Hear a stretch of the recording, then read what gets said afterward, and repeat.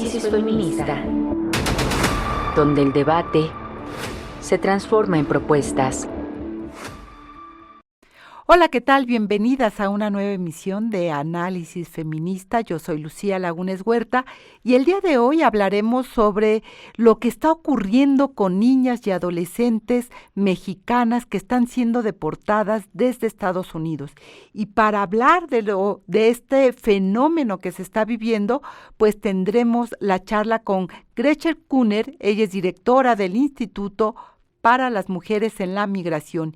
Y después vamos a hablar de un caso muy preocupante. Ella es una periodista, Jessica Trejo Gómez, quien es productora de radio, documentalista, sonora y defensora de derechos laborales, que está viviendo una situación de desigualdad, de discriminación y violencia institucional dentro de Radio UNAM, y nos cuenta qué es lo que está ocurriendo, así que no se vaya, quédese con nosotras. Hola, ¿qué tal? Muy buenos días, ¿cómo están?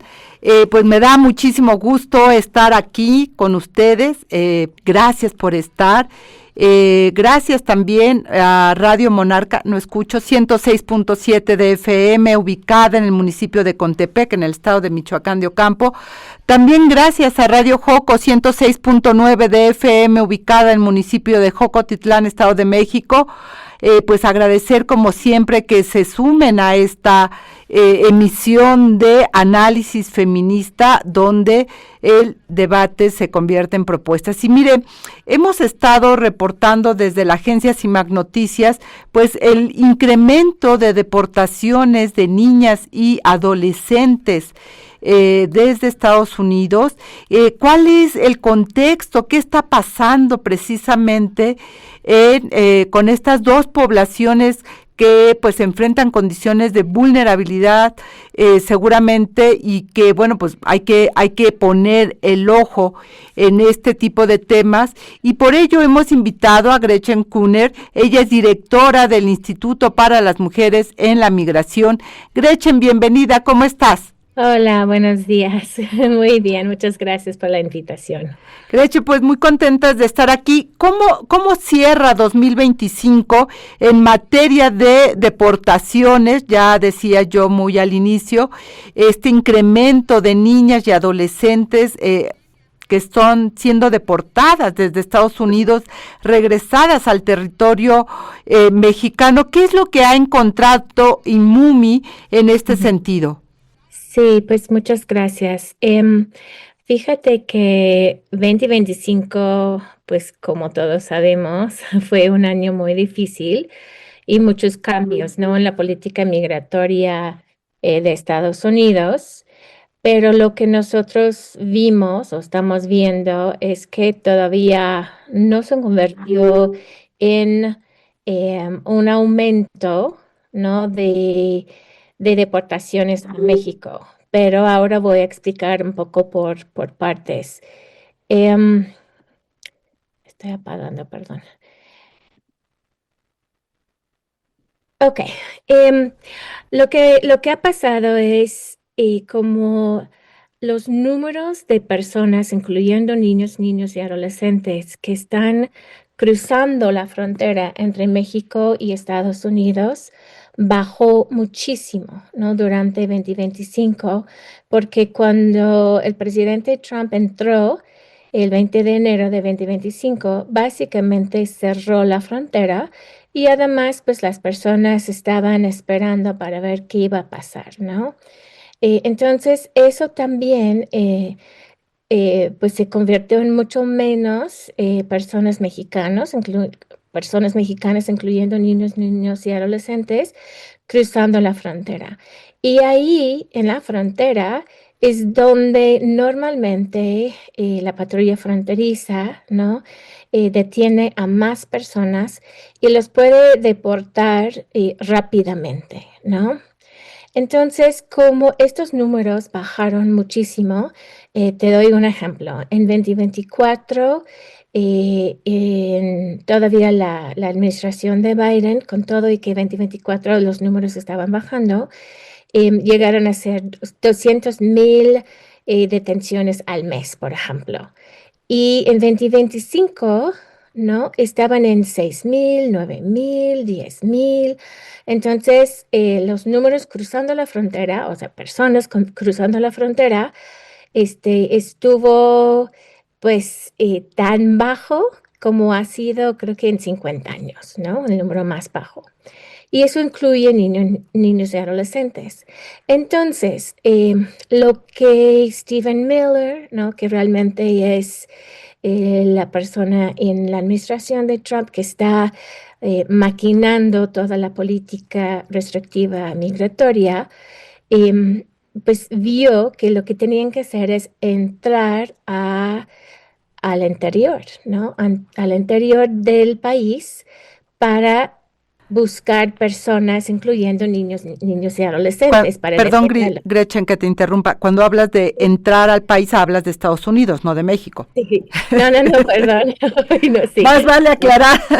Sí, muchas gracias. No, pues sí, CBP normalmente, que es la patrulla fronteriza, normalmente trabaja únicamente en las diferentes fronteras, ¿no? Que puede ser también, ¿no? O sea, hay estados como Washington, California, Oregon, o sea, en las dos costas también, ¿no? Donde pueden estar, pero normalmente los ubicamos en la frontera entre México y Estados Unidos. Bueno, entonces bajaron estos números y CBP junto con ICE, ¿no? Que es la policía migratoria que normalmente realiza las investigaciones y detiene a las personas indocumentadas dentro del país, Estados Unidos, empezaron a hacer estas redadas en las comunidades, ¿no? Que es lo que hemos estado viendo em, en los diferentes ciudades, Los Ángeles, Chicago, Nueva Orleans, y ahorita Minneapolis. Entonces, lo que vemos son el número de detenciones, ¿no? Que están subiendo mucho. Por ejemplo, cuando empezamos 2025, ICE y CBP tenían 40,000 camas, ¿no? En estos centros de detención. Para el final del 2025 ya tenían la capacidad de 75,000 camas, pero también, o sea, están aumentando muchísimo la capacidad de tener a las personas detenidas. Y dime una cosa, Gretchen, ya que hablas de esta operación dentro de Estados Unidos de las autoridades migratorias, hemos visto en las redes sociales videos que realmente son muy alarmantes hablando de niñas y niños, donde son perseguidos, son tirados al piso, son esposados es decir, con un abuso, estamos hablando, al menos de los videos que se ven en redes sociales, niñas, niños de 10, incluso mucho más pequeños, de 6, 7 años, que entran en el terror. Hemos visto maestras en escuela que los que corren, en fin, a estas autoridades migratorias de Estados Unidos. ¿Qué está pasando? ¿Qué tan cierto, digamos, es estas imágenes que estamos viendo en redes sociales que esté ocurriendo en Estados Unidos? Sí, es absolutamente cierto que eso es lo que está ocurriendo. Entonces, ¿cómo es que llegamos a eso? Pues porque cuando ven que no pueden subir sus números porque Trump les da una cuota de 3,000 personas al día, ¿no? Esas personas no las van a encontrar ahora en la frontera, donde es mucho más fácil, pues, pararte en la frontera y ver las personas cruzando que entrar a comunidades donde tienes personas que llevan años, ¿no? En Estados Unidos con trabajo, con familias, en escuelas, en sus casas, y tú no sabes quién es quién. Tú no puedes saber quién es ciudadano, porque la nacionalidad, pues sabemos, ¿no? No se ve la nacionalidad, pero lo que hicieron fue mandar, por un lado, mandar agentes de la patrulla fronteriza que están acostumbrados a estar en estas zonas inconstitucionales, así los llamamos, ¿no? Los primeros 100 millas dentro de Estados Unidos, donde ellos básicamente pueden parar a las personas y también ver quién está cruzando, pero no tienen esa capacitación para realizar investigaciones, para entrar con órdenes de un juez, para detener a una persona indocumentada, ¿no? Que ya tienen desde antes la seguridad de que esta persona esté indocumentada, ¿no?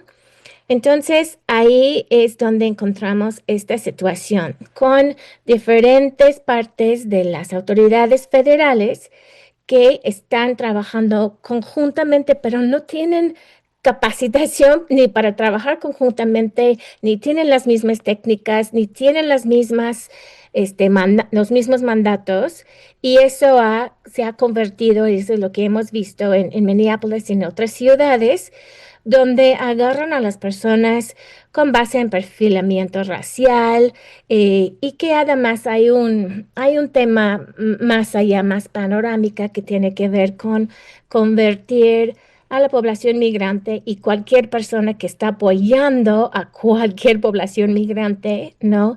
En terroristas Y, domésticas, ¿no? y Ujú. Gretchen, ¿qué pasa con esas niñas y niños que son detenidos? Porque, o sea, las imágenes que uno mira en redes sociales son terribles, son esposados, son subidos a patrullas. ¿Qué pasa con ellas? ¿Son deportados, son cuidados? Porque están en manos de adultos que pueden hacer cualquier cosa y que esa vulneración precisamente, hay un chico que grita, soy legal, en un español. En fin, me parece que estamos viendo situaciones muy graves en Estados Unidos que tiene que ver con violación de derechos humanos. Por supuesto, por supuesto. Hay un exceso de la fuerza brutal, ¿no? Hay formas de trabajar que no coinciden con las leyes.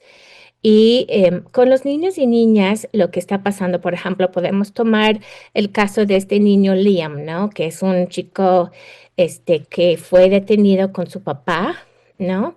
En Minneapolis.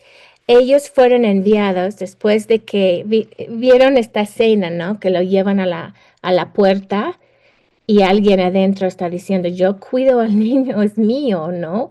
Pero no, lo utilizan para poder tener también al padre, ¿no? Con ese chantaje con el niño, que es algo espantoso. Estos dos los mandan, y a las familias en general los han estado mandando a un centro migratorio que se llama Dilley, que está en Texas. Ahora, es mucho más difícil deportar a personas que ya lleven tiempo. En este caso, los abogados de Liam y su papá están diciendo que ellos tienen una solicitud de asilo pendiente. Entonces, no tendrían ni siquiera para qué estar detenidos. O sea, no. Entonces, ayer un juez, por ejemplo, declaró que no los pueden deportar hasta que se sortea toda esta situación, ¿no? Pero todo esto es lo que está ocurriendo dentro de Estados Unidos. Entonces, como vemos que es más difícil deportar, agarrar y deportar a las personas, no más, los números hasta ahora, y ahí es donde estamos preocupadas para este año, bajaron el año pasado. Entonces, realmente con los menores de edad, Lucía, te puedo contar que menores de edad mexicanos, ¿no? Acompañados y no acompañados, fueron de enero a noviembre 7,463, o sea, 7,000 casi 500, que fueron deportados de Estados Unidos a México, ¿no? Y el año anterior, 2024, fueron 30,000, un poquito más de 30,000. Entonces, ha bajado, pero lo que sí ha subido son detenciones en Estados Unidos y estas redadas terribles y violaciones de derechos humanos, que es lo que estamos viendo, pues en redes sociales, pero en los periódicos en todo el mundo, ¿no? Porque reviso las primeras planas todos los días y está en todo el mundo. Entonces, hay otro tema No sé cuánto tiempo tenemos, pero ok.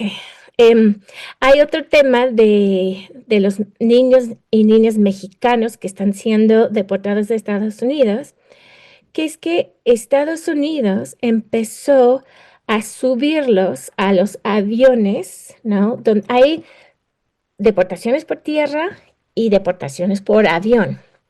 Los niños y niñas normalmente los dejaban, o sea, los deportaron por tierra, y ahí hay albergues, hay centros de asistencia social de los DIF que están acostumbrados, ¿no?, a recibir a estos niños.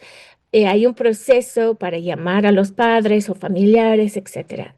Pero en los últimos meses del año vimos que Estados Unidos los está subiendo a los aviones y enviando a niños y adolescentes a Tapachula y a Villahermosa. Entonces se bajan del avión y el Instituto Nacional de Migración los tiene que entregar al DIF, a los centros de asistencia social, inmediatamente. Pero los niños no saben, tienen muchísimo miedo. No te escucho, Lucía. No saben qué está pasando, entonces es una zozobra para ellos y un terror. Sí. Entonces, por eso empezamos a ver como reportajes en periódicos locales en Chiapas de unos niños desaparecidos. Bueno, no eran desaparecidos, sino que tenían mucho miedo, dónde estoy, dónde me deportaron, y se habían escapado de el centro de asistencia social, porque finalmente no son lugares de puertas abiertas, ¿no? Entonces, esto es algo muy grave que está ocurriendo en México en cuanto a niños y adolescentes mexicanos deportados de Estados Unidos a México. Por supuesto que es gravísimo porque quedan en total vulnerabilidad. No sé cuál ha sido la respuesta del gobierno mexicano, porque en varias ocasiones, en varias mañaneras se ha preguntado sobre la relación de México con Estados Unidos, las llamadas con Trump, las reglas, digamos, del juego que se hayan establecido precisamente para garantizar los derechos de las y los connacionales, pero también de niñas y niños, que es un tema, Gretchen, que prácticamente no ha sido colocado como una prioridad de atención, y esto que tú hoy nos estás compartiendo, pues tendría que ser un llamado de urgencia para precisamente poder tomar medidas desde las autoridades mexicanas. Si te parece, retomamos el tema sobre qué ha sido la política mexicana. Ya nos decías, en caso de vía terrestre había ya operativos, pero queda esta laguna en los espacios donde niñas y niños y adolescentes llegan a través de vía aérea y no hay esos protocolos. Vamos a un corte de estación, Gretchen Kuhner, y vamos a retomar una vez que volvamos después de este breve corte que vamos a hacer de estación. No se vaya, estamos en Análisis Feminista, estamos con la directora de IMUMI hablando precisamente de cuál es la situación que se está enfrentando ahora con estas menores de edad que están siendo detenidas al interior de Estados Unidos y están siendo deportados hacia México. No se vaya, volvemos. Deportación de niñas y adolescentes a territorio mexicano. De acuerdo con datos del Centro Nacional de Monitoreo de Movilidad y Migración Internacional, en 2025 hubo 14.691 niñas y mujeres que fueron devueltas o repartidas a México. Lo que comenzó con una amenaza en abril de 2024, donde Trump advirtió el uso de fuerzas castrenses en sus fronteras. Hoy se materializó en toda una política antimigrante que busca limpiar a Estados Unidos de la población migrante. Para finales de enero 2025, Trump anunció estado de emergencia y la militarización de su frontera sur para sellar el paso hacia el territorio mexicano, decisión que tomó cuando firmó una serie de órdenes ejecutivas, entre las que estaban los temas migratorios. Anteriormente, las y los migrantes ya habían vivido las consecuencias del endurecimiento de las políticas antimigrantes en las fronteras, sobre todo las niñas, adolescentes y mujeres, quienes enfrentaron violencia diferenciada por su género. Varios casos incluyeron violencia sexual, trato discriminatorio y deshumanizante, violencia en razón de género, violencia verbal relacionada con animales, abuso físico y sexual, violencia psicológica, negación de alimentos y atención médica, intimidación de solicitantes de asilo, denegación del debido proceso y detención hasta por más de 72 horas o incluso meses bajo temperaturas congelantes. A cargo de esta instancia quedaron las redadas que dieron inicio a una serie de manifestaciones y protestas por el uso de la fuerza excesiva.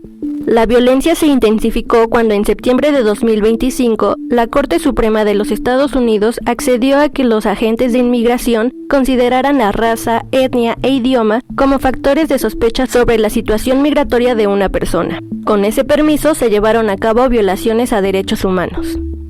Información para Análisis Feminista. Ya estamos de regreso aquí en Análisis Feminista. Gracias a ti, Akar. Gracias a Lupita Cabañas. Gretchen dice que Lupita Cabañas de Guerrero, nuestro reconocimiento a IMUMI por la defensa de derechos humanos de mujeres migrantes. Psicología con Conciencia también nos escribe que ningún ser humano es ilegal. Saludos desde Tulancingo, Hidalgo. Muchísimas gracias a la audiencia que nos está siguiendo. Recordar también el número en cabina 5535-084761. Saludar también a las audiencias de Radio Monarca 106.7 de FM, que está ubicada en el municipio de Contepec, en el estado de Michoacán de Ocampo. También a la audiencia de Radio Joco 106.9 de FM, ubicada en el municipio de Jocotitlán, Estado de México. Y bueno, pues estamos hablando precisamente de esta situación que está ocurriendo con niñas, niños y adolescentes en esta política que Trump ha desarrollado, impuesto en Estados Unidos, y que ha generado enormes, no solo violaciones de derechos humanos, también, Gretchen, hemos visto en redes sociales estas enormes movilizaciones rechazando a los agentes del ICE, que es la policía que ha entrado a detener, como hemos dicho, a estas niñas, estos niños, estos padres. Incluso hemos visto escenas donde los padres se les arrebata a sus hijos, en fin, algo terrible realmente. Es algo, creo que para las personas que llevamos tantas décadas trabajando en el tema, siempre hemos sabido la capacidad de brutalidad de tanto de ICE como de la patrulla fronteriza. El problema aquí es, tienen la presión de una cuota de 3,000 personas al día, ¿no?, de detenciones. Esas personas no están cruzando la frontera, cambian a la patrulla fronteriza, que tiene formas de trabajar muy diferentes que ICE, porque no están acostumbrados a hacer la investigación para entrar y detener a personas ya previamente identificadas con una orden del juez, sino la patrulla fronteriza está acostumbrada a ver a las personas cruzar la frontera y tiene una historia de abuso físico, de muerte brutal, ¿no? Entonces, esta combinación de diferentes fuerzas federales sin capacitación, porque además contrataron creo que a 20,000 personas nuevas, ¿no?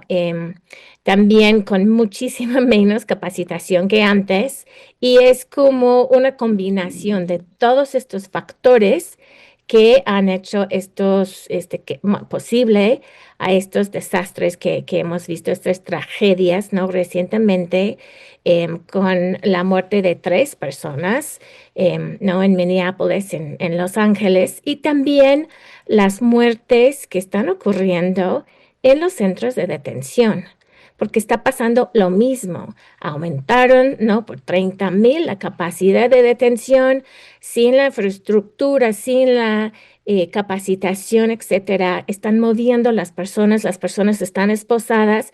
Entonces, es predecible, ¿no?, que van a pasar estas situaciones de negligencia, de muerte, etcétera. Todo esto incluye también, como tú dices, Lucía, a familias, ¿no? Y aquí en México también hemos visto familias, ¿no? Mujeres deportadas con sus niños, con sus hijos, ¿no? Hijos e hijas. Los deportan también tanto por terrestre, vía terrestre, ¿no? Y vienen a lo mejor en autobús o también en avión, los están deportando a Tapachula y Villahermosa. Entonces, esto es lo que estamos viendo dentro de México, que a lo mejor no es el aumento, ¿no? De personas, de Sin- números de personas, pero son personas con muchos años en Estados Unidos, un aumento de un 40% de separación familiar, wow. madres que, pues sí, porque pues tienen sus familias ahí, no es lo mismo que alguien que está cruzando la frontera por primera vez que lo deporten inmediatamente, que familias, ¿no? Que son familias que están integradas a sus comunidades. Gretchen, decíamos antes de irnos al corte, ¿qué pasa con la política mexicana? Es decir, con estos cambios que ha habido, es decir, tanto para niñas y niños que ya no solo llegan vía terrestre, tú ponías el caso de que están llegando a Villahermosa, Tapachula, ellas y ellos no saben a dónde están llegando. ¿Qué garantías hay para estas menores de edad que llegan vía aérea para que puedan realmente integrarse con sus familias y no queden en el abandono institucional? ¿Qué está pasando con la política nacional cuando llegan estas niñas y niños a nuestro país? Eh, Pues hay una ruta, Lucía, que es que el Instituto Nacional de Migración, ¿no? Los deriva al DIF, a los centros de asistencia social, y las procuradurías de protección a niños y adolescentes de cada estado o hasta cada municipalidad tiene que realizar, ¿no? Entrevistas con estos niños y niñas para ver si está en su interés, ¿no? Superior regresar con su familia aquí en México, porque qué tal si están huyendo de ¿no? De violencia en su propia familia. Eso se tiene que sortear a través de las procuradurías. Pero lo que pasa es que cuando mandas a niños y niños a procuradurías y centros de asistencia social que no están acostumbradas, ¿no? A recibir a esta población mexicana deportada, y además, como la mayoría de estos niños y niñas mexicanos son del centro o el norte, la mayoría son del norte, pues es mucho más difícil, ¿no? Y no tienen tampoco presupuesto para realizar las reunificaciones, ¿no? Entonces, hemos escuchado de historias, por ejemplo, que ya hablaron por teléfono, pero la Procuraduría dice, pues tienes que venir por tu niño. Pues si yo estoy en Tamaulipas y tengo que viajar hasta Tapachula, ¿no? Terrible. Para reunificarme con mi hijo, pues la gente tampoco tiene los recursos para hacerlo. Entonces, esto ha sido uno de los focos Mm. rojos. Es una política de Estados Unidos, pero México, si va a seguir aceptando, ¿no? Estas deportaciones de esta forma en Tapachula y Villahermosa, pues tiene que sortear y tener una mejor ruta y protección que realmente está...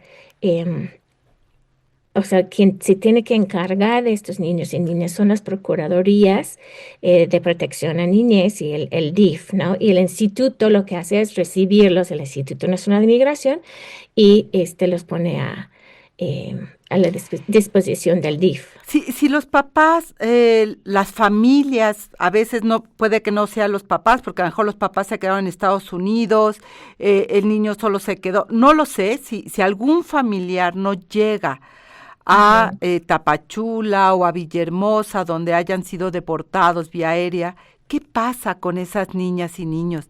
¿Se quedan en el DIF? ¿Se quedan en la institución?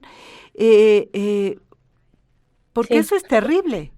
Sí, se quedan, bueno, lo que hemos visto, que nos han reportado, es que o sea, la mayoría sí están siendo reunificados con algún familiar, ¿no? Aquí en México, los poquitos que no, pues siguen en el centro de asistencia social, ¿no?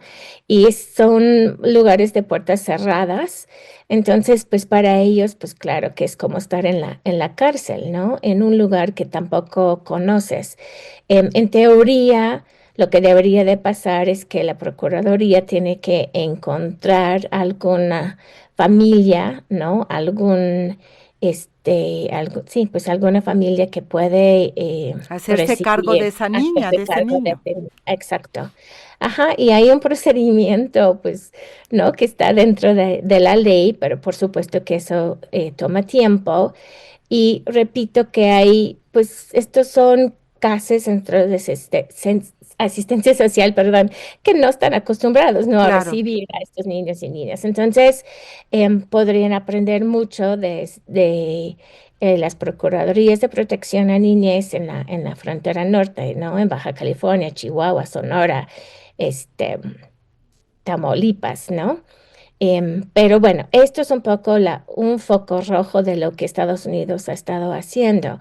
Y por supuesto, la otra es estas separaciones familiares que están ocurriendo por el hecho de que están deteniendo a las personas al interior del país y personas que llevan décadas viviendo en Estados Unidos. Y también es la razón por la cual estamos viendo tantas protestas. Claro. Porque no es lo mismo que yo no estoy viendo que está haciendo la patrulla fronteriza porque nadie vive en la frontera, que de repente vienen por el mejor amigo de mi hija en la escuela, o vienen por mis vecinos, o la gente con la cual voy a la iglesia. Esto sí, la gente pues lo está filmando y han hecho un extraordinario trabajo de salir a las calles, a tener muchísima solidaridad con sus vecinos. Saben que las personas migrantes no pueden salir a las calles, entonces las personas que están saliendo son personas, ciudadanos, ¿no? Gretchen, pero sin duda bien lo señalas, esta es una política de Trump, esta es una política de Estados Unidos que tiene impactos, por supuesto, en la vida de nuestro país, en la población, en los derechos humanos.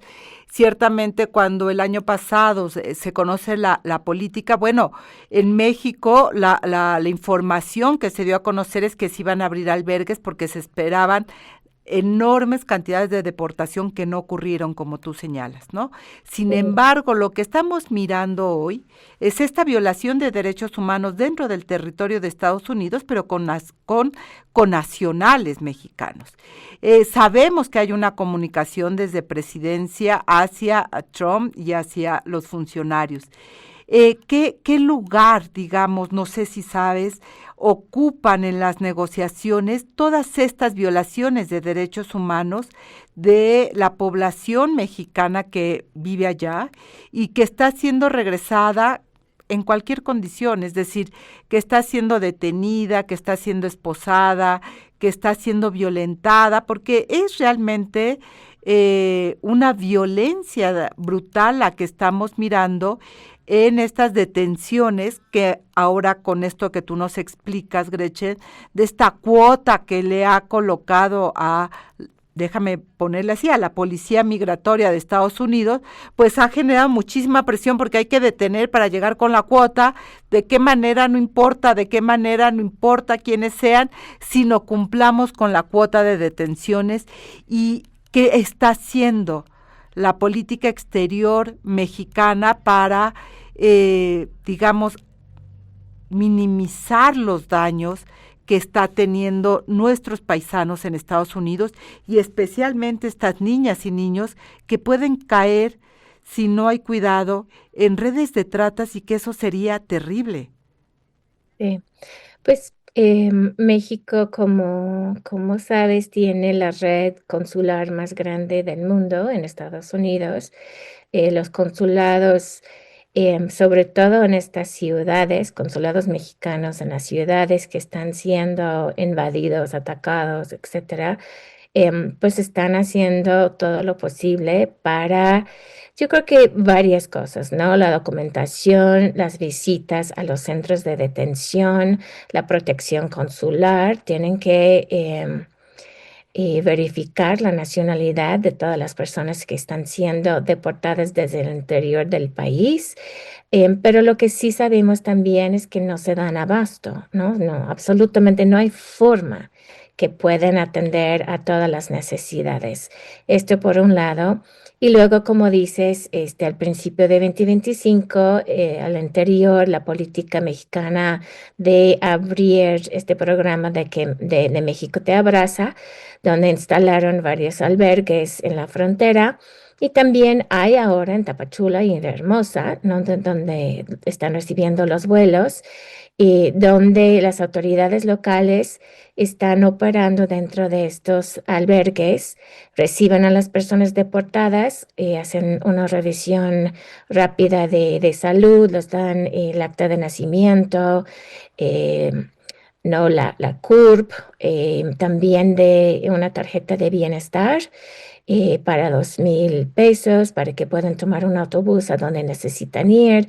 En la frontera sur, hemos visto las dificultades de algunas madres con hijos, ¿no? Que son deportadas hasta Chiapas y pues 2,000 pesos no es suficiente para subir otra vez. Entonces, creo que hay muchas negociaciones que no estamos viendo también, ¿no? Porque en Chicago, por ejemplo, pues tratan de negociar con las autoridades locales y también las organizaciones, porque hay redes de organizaciones, ¿no?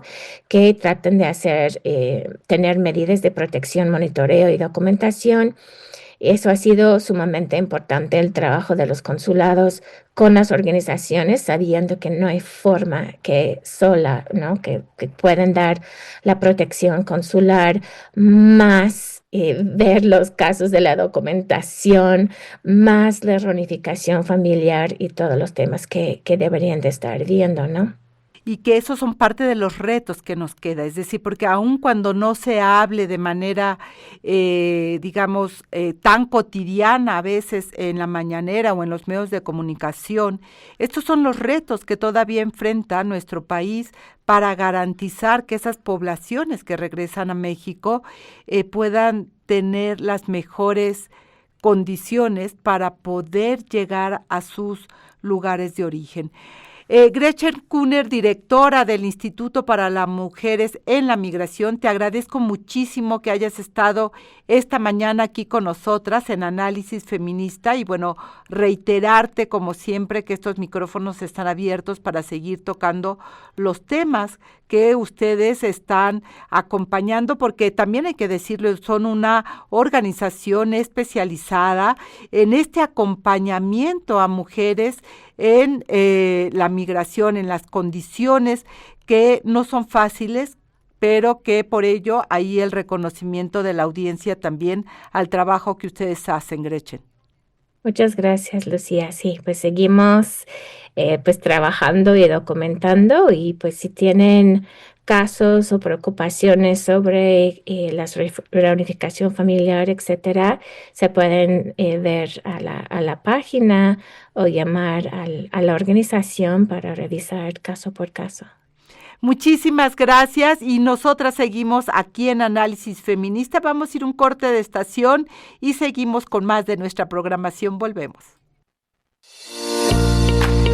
Estas son las efemérides de la semana. El 24 de enero de 1999 nació Diversa, agrupación política nacional feminista en la que participaron feministas, políticas, trabajadoras, sindicalistas, amas de casa, integrantes de la diversidad sexual y religiosas, como respuesta ante el avance fundamentalista en México. Derivó en el partido México Posible, que logró representación por elección popular en todo el país. El 25 de enero de 1882 nació en Londres, Inglaterra, Adeline Virginia Woolf, más conocida como Virginia Woolf. Fue escritora, autora de novelas, cuentos, obras teatrales y demás. Considerada una de las más destacadas figuras del vanguardista modernismo anglosajón del siglo XX y del feminismo internacional. También pionera en el uso de la corriente de la conciencia como dispositivo narrativo. El 26 de enero de 1955 nació en la Ciudad de México Olga María del Carmen Sánchez Cordero, quien ocupó el cargo de ministra de la Suprema Corte de Justicia de la Nación y sentó un precedente en la participación de justicia con perspectiva de género. Además, se convirtió en la primera mujer en ocupar una silla en el Tribunal Supremo y la primera notaria pública de México. En diciembre de 2018 fue nombrada secretaria de Gobernación, un cargo por primera vez ocupado por una mujer. El 26 de enero de 1944 nació en Alabama, Estados Unidos, Angela Davis, filósofa, política feminista, marxista y antirracista. Es conocida por su participación en distintos movimientos políticos y por su contribución al feminismo negro e interseccional. Su obra más notable fue Mujeres, Raza y Clase. El 31 de enero de 1820 nació en Coruña, España, Concepción Arenal Ponte, pensadora, activista, poeta y autora dramática española, encuadrada en el realismo literario y pionera en el feminismo español. Su primera obra sobre los derechos de la mujer es La mujer del porvenir, en la que critica las teorías que defendían la inferioridad de las mujeres basada en razones biológicas. En 1866 publicó el libro Oda a la esclavitud, el cual fue premiado por la Sociedad Abolicionista Española de Madrid.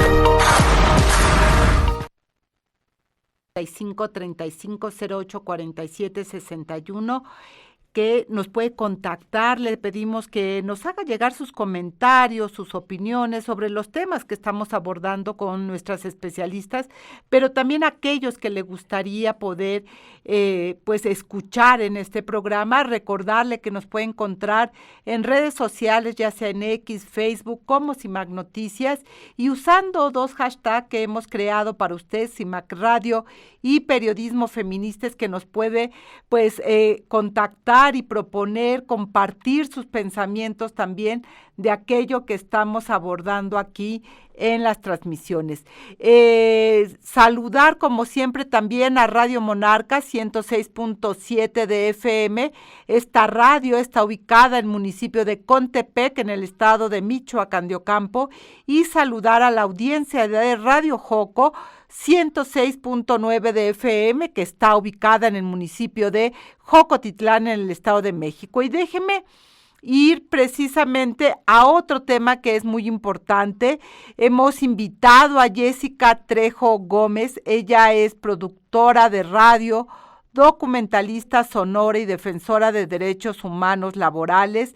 Jessica, bienvenida. Hay una denuncia, un litigio que tú estás llevando a cabo. Cuéntale a la audiencia, cuéntanos a todos qué está pasando, qué pasó contigo, qué es lo que estás enfrentando. Pues buenos días, muchas gracias por el espacio, por la invitación. Hablar contigo siempre es pues un honor, y sobre todo en el espacio que ustedes llevan ya desde hace tiempo.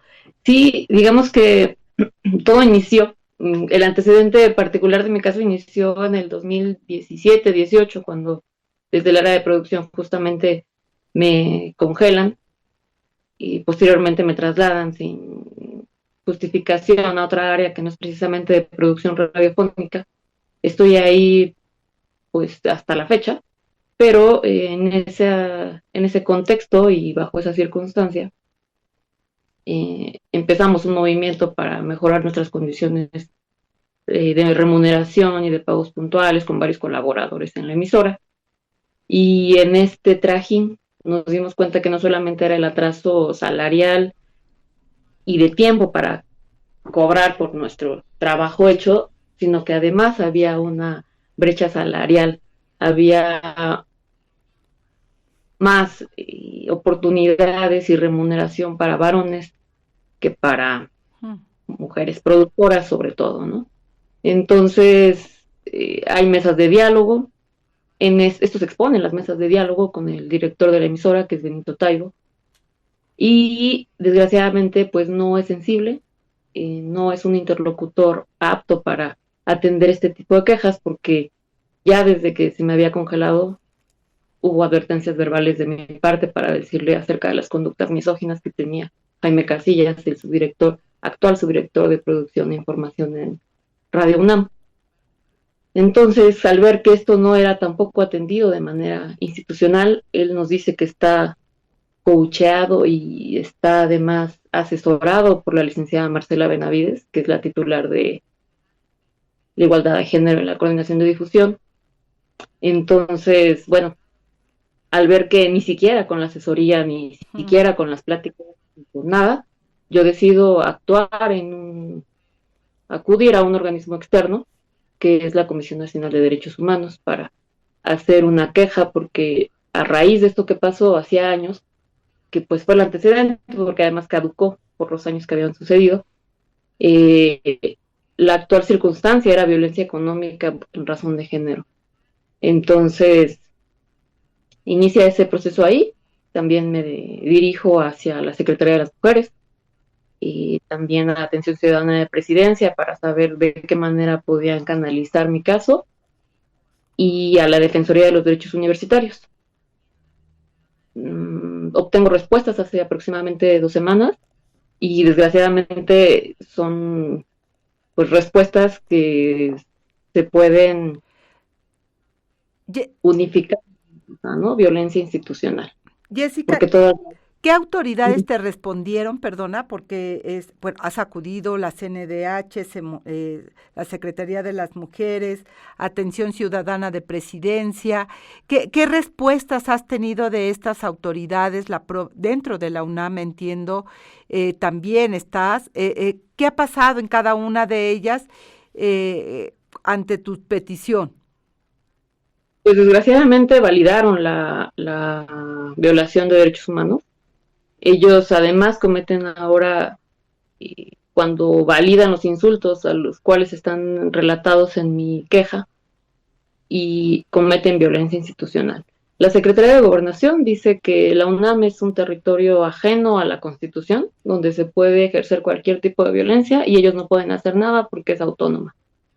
Que ahí lo que ellos recomiendan, que yo continúe en diálogo con quien estoy acusando de omiso y además pues de proteger a quien me violentó sin medidas cautelares, sin ningún tipo de acompañamiento ni investigación. Una cosa es la autonomía universitaria y otra cosa es que estés fuera de la Constitución. Es decir, me sorprende que Gobernación haya dicho semejante cosa, porque la Constitución opera para todos, para todas, pero para todas las instituciones, autónomas o no. Es como decir, la CNDH es autónoma, no tiene por qué cumplir con la Constitución, más ahora que se modifica la Constitución para reconocer la igualdad sustantiva.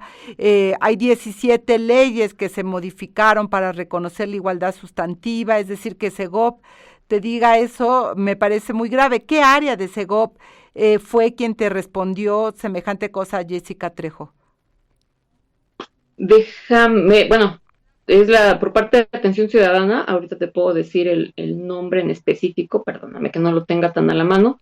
De quien sí tengo a la mano es de la Defensoría de los Derechos Universitarios, que además el proceso desgraciadamente tampoco es lo más, no invita a denunciar, desincentiva la denuncia, porque desde que vas no te dejan entrar acompañado.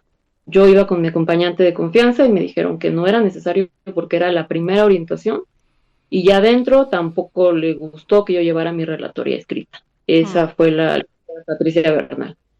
Luego, al siguiente día, me contactó la licenciada Mariel Olivares para en media hora convencerme de que lo mío era un caso laboral, no era una situación de discriminación en razón de género.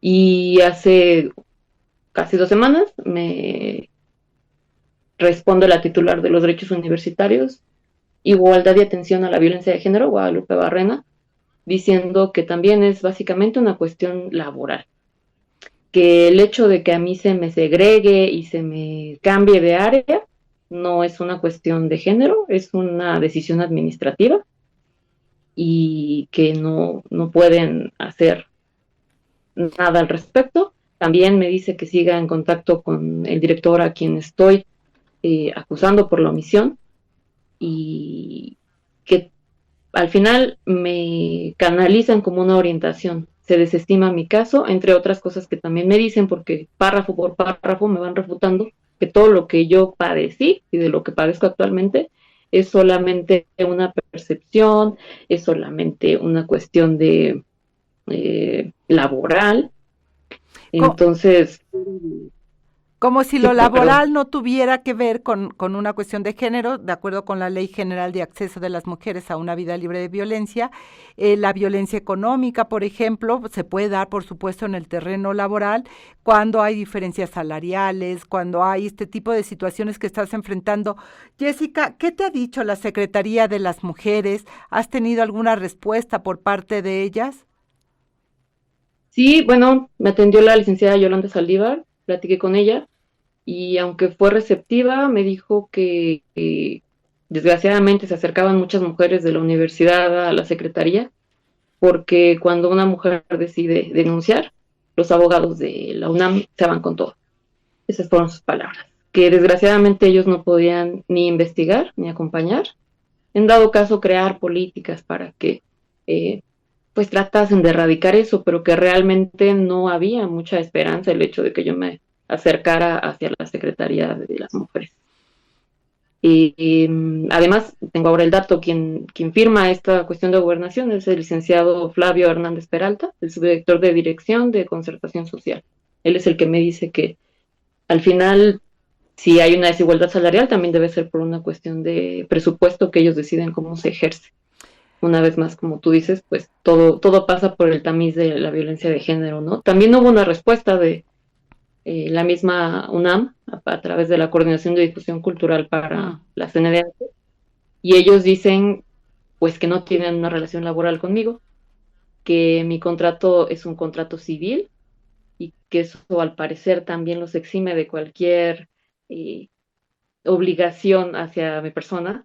Una vez más, también un contrato civil parece que está por encima de los derechos humanos, que son irrenunciables, y también pues por la misma constitución política, ¿no? Sin obviar que hablan de una simulación de contratación, porque llevo 17 años trabajando ahí, ¿no? Ellos dicen que no me conocen a partir del 1 de noviembre del 25 al 30, que ese fue mi última firma de contrato. Y que Jessica, ellos...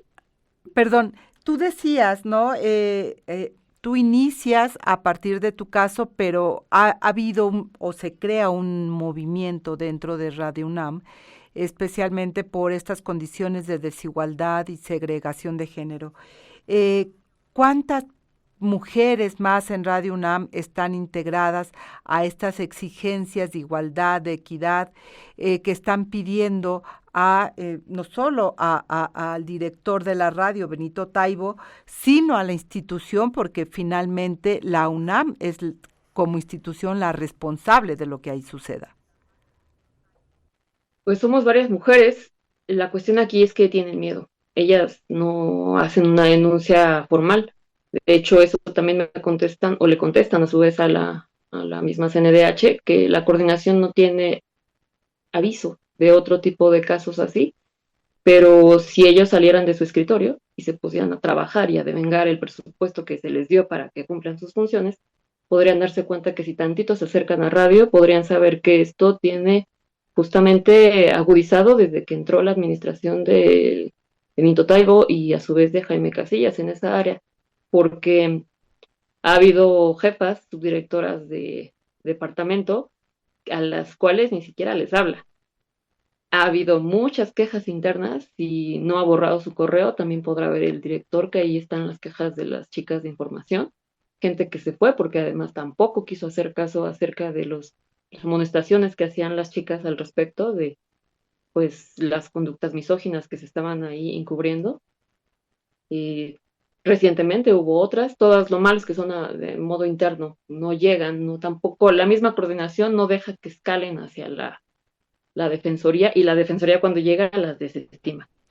Cuando nosotros tenemos las reuniones con Benito, dice que nos acerquemos con Marcela Benavides para hablar de todo esto, pero nosotras al ver cómo funciona todo el aparato, que en realidad es para desincentivarlas y desechar, pues decimos que no hay condiciones de confianza y seguridad, Eh, porque continúan presentándose este tipo de casos. Entonces, eh, Tengo un testimonio escrito de una chica de servicio social, que sí me gustaría, aunque sea, leer rápidamente unos fragmentitos para que vean las autoridades que sí existen en este tipo de casos. Ella es de servicio social, está diciendo que fue acosada y que un operador trató de besarla, y comparte su testimonio para abonar a todo esto, ¿no? Y al aceptarlo me llevaron con Jaime Casillas, jefe de la sección, quien durante la plática me preguntó si no sería que yo confundía el técnico porque me había visto que era bastante cercana con otros hombres, amable y que físicamente me acercaba mucho a ellos. Aquí debo aclarar que efectivamente tenía amigos hombres, tanto compañeros del servicio social como personas que ya trabajaban en la estación, pero ninguno de ellos intentó nunca propasarse conmigo ni me acosaron de ninguna manera. Después de esa plática, que me sorprendió mucho porque me sentí culpada de lo que me pareció sumamente incómodo, como un intento de besarme en los labios, incluso hablé con mis amigos y me aseguraron que yo jamás daba mensajes mezclados.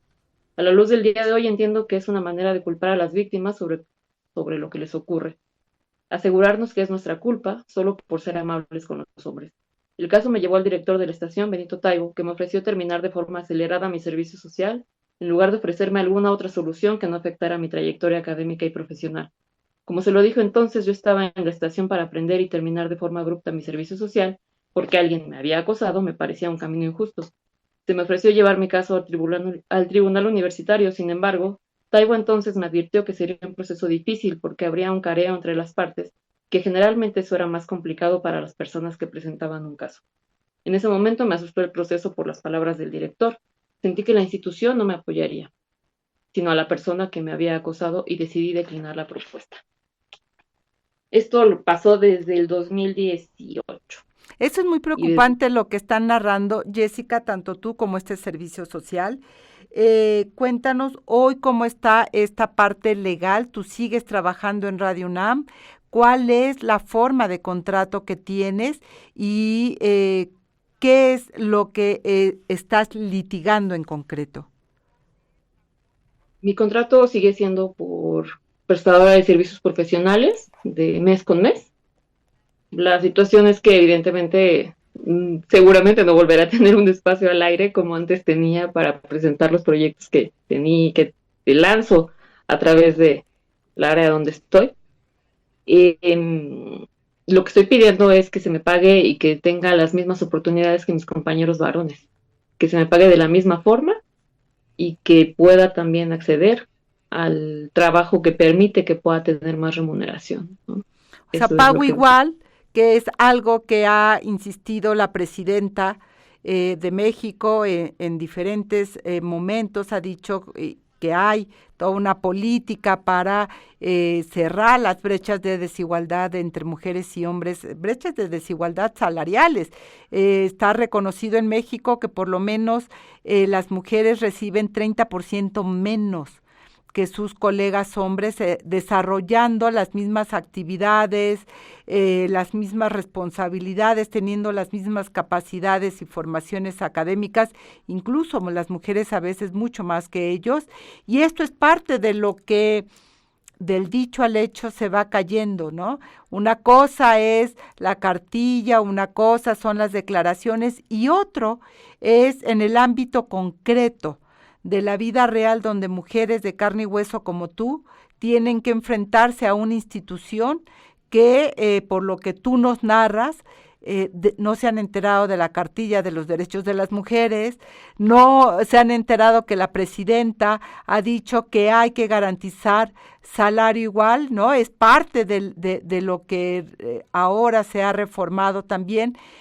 Jessica Trejo, pues seguiremos hablando contigo, te agradecemos muchísimo que hayas estado esta mañana aquí con nosotras en Análisis Feminista, contándole a la audiencia pues lo que estás viviendo y lo que estás enfrentando. Esperemos que esta denuncia llegue también a donde tenga que llegar y que pueda movilizar precisamente estos resabios patriarcales que siguen manteniendo pues quienes llegan a ocupar un cargo de dirección en alguna institución. Hoy es Radio UNAM, pero seguramente habrá muchos de estos patriarcas que siguen llegando y cobijadas bajo pues esta inmovilidad y esta burocracia que cae sobre las víctimas. Jessica Trejo, muchísimas gracias por estar esta mañana aquí con nosotras. Gracias a ustedes. Y vamos a seguir pendientes de tu caso y vamos, pues por supuesto, agradecer también a la audiencia por haber estado con nosotras en esta emisión de Análisis Feminista.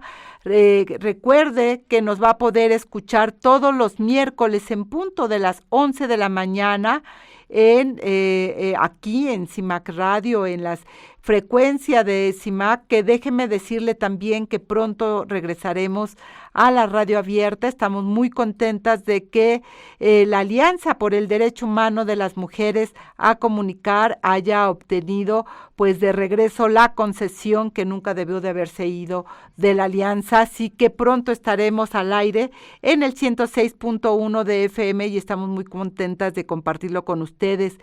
Gracias a la productora Abril Holguín, con quien estuvimos trabajando el día de hoy, y agradecer como siempre a Radio Monarca 106.7 de FM, ubicada en el municipio de Contepec, en el estado de Michoacán de Ocampo, pues que está con nosotras enlazadas en esta emisión. También a Radio Joco, gracias al 106.9 de FM, donde está ubicada Radio Joco, que es una radio que está en el municipio de Jocotitlán, en el Estado de México, pues que se esté sumando con nosotros. Yo soy Lucía Lagunes Huerta. Eso fue todo en este episodio de Análisis Feminista. Les invito a compartir sus comentarios en nuestras redes sociales y recuerde que puede escuchar el resto de nuestros episodios en Spotify. Análisis Feminista, donde el debate se transforma en propuestas.